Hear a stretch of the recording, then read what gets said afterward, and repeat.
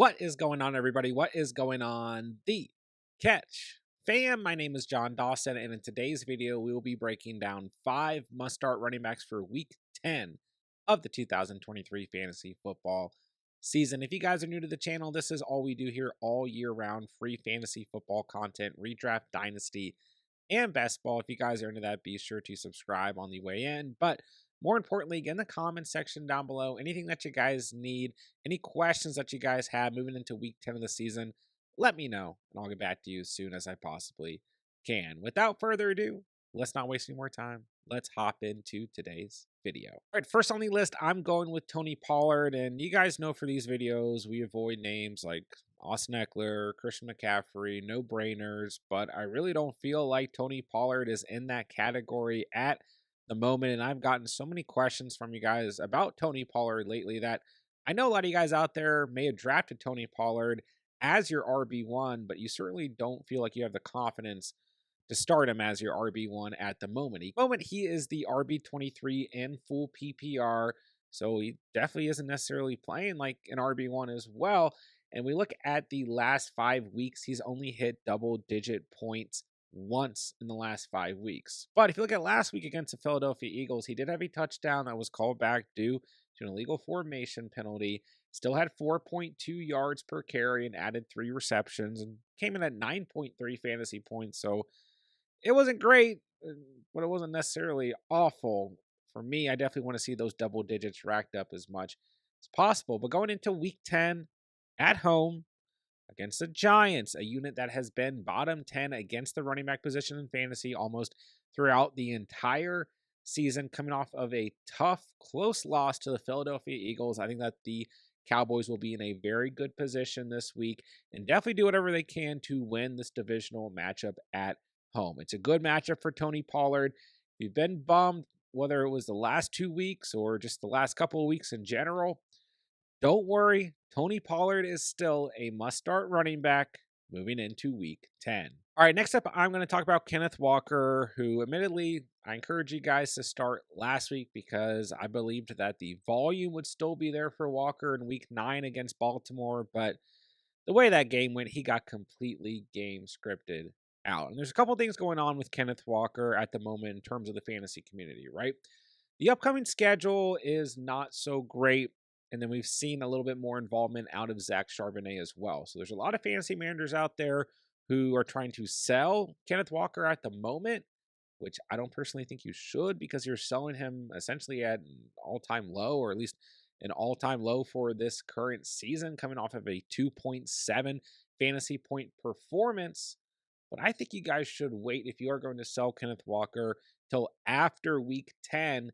I think you guys should feel pretty good about starting Kenneth Walker in week 10 as well. First of all, this is a home game for Seattle, so I always like that advantage, and it tends to sometimes actually help out the running back position. And on top of that, this Washington Commanders unit, while they've been pretty good against the run all year long, they certainly haven't been as good as Baltimore or San Francisco or Dallas or Philadelphia, Tennessee.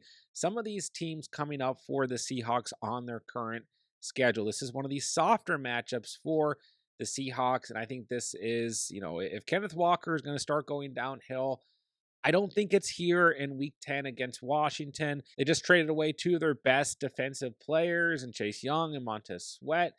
And overall, this defensive line just a little bit weaker going into week 10. So I do believe that Kenneth Walker is still a player you should start in week 10. I think he's going to give you a solid performance. And then after that, you should be able to sell him a little bit higher as opposed to selling him coming off of a performance where he did absolutely nothing with 2.7 fantasy points. So if you own Walker, I think you still start him this week. If you want to sell him, just hold tight. I think there's going to be a better opportunity after this matchup against Washington in week 10. All right, next up, I can't believe I'm talking about Benjon Robinson on one of the must-start videos this week, but I just want to remind you guys, you can still start Benjon Robinson on a week-to-week basis, and you should absolutely still be starting Benjon Robinson in week 10 against the Arizona Cardinals. A bottom 5 unit against the running back position from a fantasy perspective nearly all season long. This team has got torched by the run game in the last 2 weeks between the Browns and the Ravens. Listen, we all hate Arthur Smith. I understand that. It's been an incredibly frustrating season to own Benjon Robinson. We saw Tyler Algier get pretty involved last week with 12 touches, including a touchdown. But Bijan still had 11 touches, 51 yards on the ground, 4.6 yards per carry.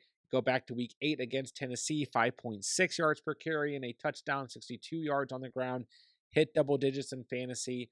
Guys, there is enough room to go around in week 10 against the Cardinals. Even if Algier stays involved this week, Bijan should absolutely stay involved as well. This Cardinals unit is so bad against the run. It's not even funny. So Benjon Robinson, if you own him, if you're spooked about last week, you're spooked about week 7 where he, was sick or whatever, you're spooked about Arthur Smith, whatever it may be, just remind yourself Benjon Robinson is still a top 15 running back in full PPR, and he is going up against a god awful run defense in the Arizona Cardinals. If you own him, do not bench him. This is a very good week to own Benjon Robinson. He remains a must start running back moving into week 10. All right, next up on the list, we've got Ramondre Stevenson, currently the RB22 in fantasy football and full PPR scoring formats, coming off of a really good week against the Washington Commanders, 22.9 fantasy points, 87 yards on the ground, 9.6 yards per carry. Had that big touchdown run. Also had 4 receptions off of 6 targets for 42 receiving yards. The main thing here is we want to look at the matchup against the Indianapolis Colts. This unit's been really soft against the run. They looked pretty good in week 9, admittedly, against the Carolina Panthers. I expected a bigger game out of Chuba Hubbard, but I mean, once again, he just kind of got game scripted out, and the Panthers overall looked really poor. But looking forward to week 10 here between the Patriots and the Colts. This is a home game for the Patriots. Always like that for the running back position. Ramondre in the last 4 weeks has had 14.5 or more fantasy points in every game, except for week 8 against Miami, where he just got completely game scripted out because in order to keep up with that Miami Dolphins offense, you need to throw the football, right? But here in week 10 against the Indianapolis Colts, a bottom 5 unit against the running back position from a fantasy perspective nearly the entire season. Should have plenty of confidence in Ramondre Stevenson. He should remain a must-start running back, a running back that we are starting approaching week 10. All right, last but not least, we're going to talk about Najee Harris coming in as the RB28 so far on the season, and he's been pretty okay the last 3 weeks, right? 10.5 or more fantasy points in his last 3 performances. A really good day on Thursday Night Football in week 9 against Tennessee at home. Had 16 touches, 69 yards on the ground, 4.3 yards per carry, a touchdown, and 2 receptions. So, against a pretty good run defense, he fared just fine. And in week 10, he gets the Green Bay Packers, the 8th worst team in the entire league against the running back position. Once again, a home game for the Steelers and Najee Harris. And don't get me wrong, I do like Jaylen Warren going into this week if you need kind of a desperate RB2 play or flex play. He's currently the RB30. He's had double digits every week since week 4, except for week 8 against Jacksonville, and continues to be just kind of like a boomer bust RB2 that you can plug in. It's a good matchup for Jaylen Warren as well, but ultimately, I think Najee Harris gives you a little bit of a safer floor, and overall in the last 2 weeks has been just slightly more involved. But both are good starts here. It's a good matchup for both Pittsburgh Steelers running backs. I think Najee Harris, if you own him, he's a solid RB2, should remain in your lineup, and you should view him as a must-start running back moving into week 10. And that'll do it for today's video. If you guys did enjoy the content today or find it helpful, be sure to subscribe on the way out. This is all we do here all year round.